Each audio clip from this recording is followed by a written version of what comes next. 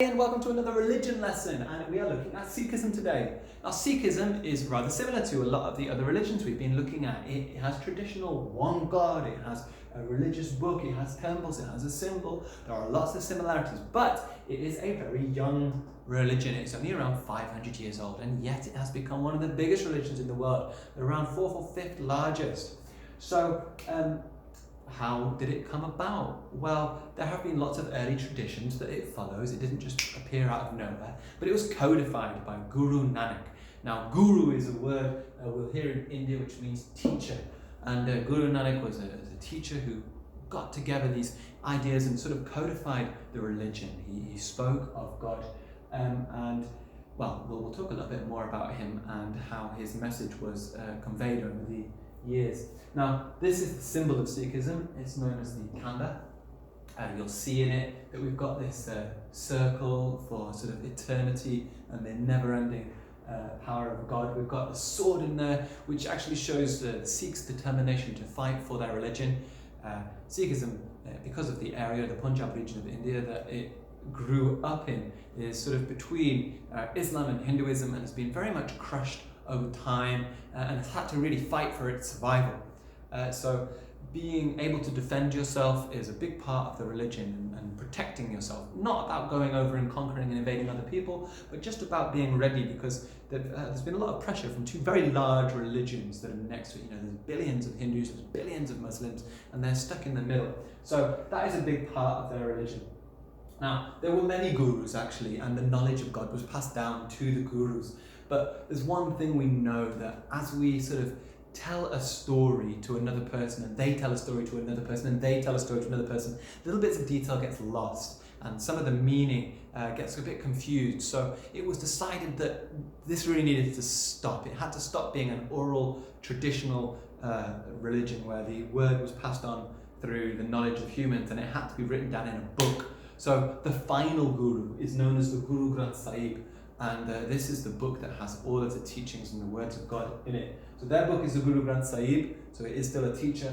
Their temple is a Gurdwara, which is a building which looks a little bit like a mosque, except for it lacks the minarets. There's always the flag outside which shows the Khanda on it, which is their religious symbol. One fantastic thing about the Gurdwara is the langar, which is a kitchen. And in a Gurdwara you can go and you can be fed by Sikh people who contribute a lot in charity. Giving money and charity to is a really important part of their religion, much like in Islam as an essential one of the 5 pillars. So you see these religions share a lot of the same beliefs. And in the langar, it doesn't matter how rich you are, how poor you are, you can be served a lovely meal. Sikhism as well, much like a lot of the Southeast Asian religions, are vegetarians. They don't eat meat. So it's a very peaceful and loving religion in that way.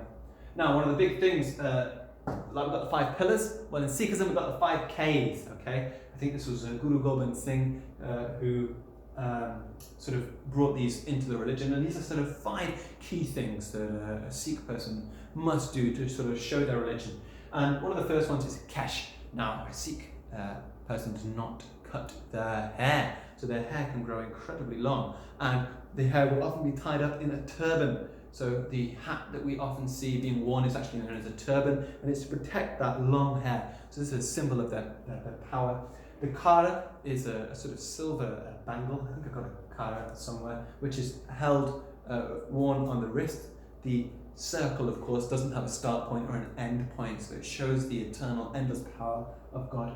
The kanga is a little wooden comb that is used to comb the hair. Of course, if you're going to have really long hair, it must be maintained really well. And this kanga is really important to show the sort of dedication and your sort of pride in yourself.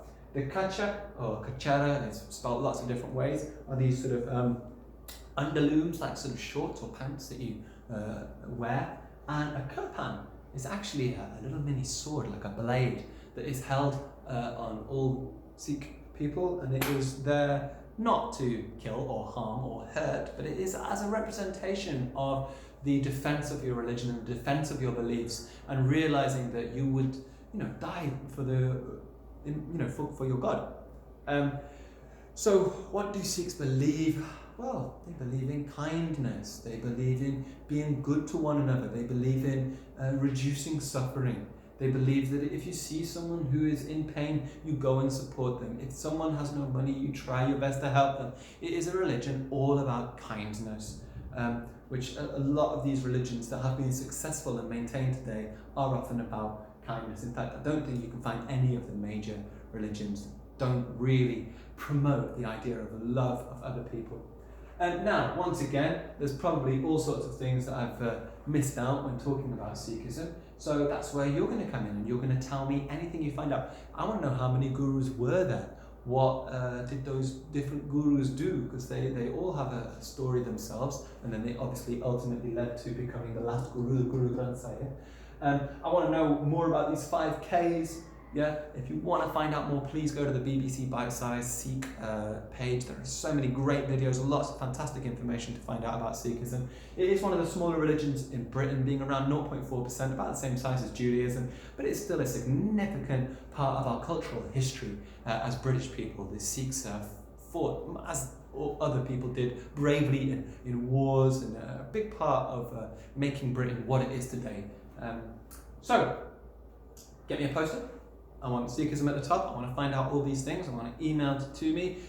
Please tell me something I don't know. Can't wait to find out about it. Off you go.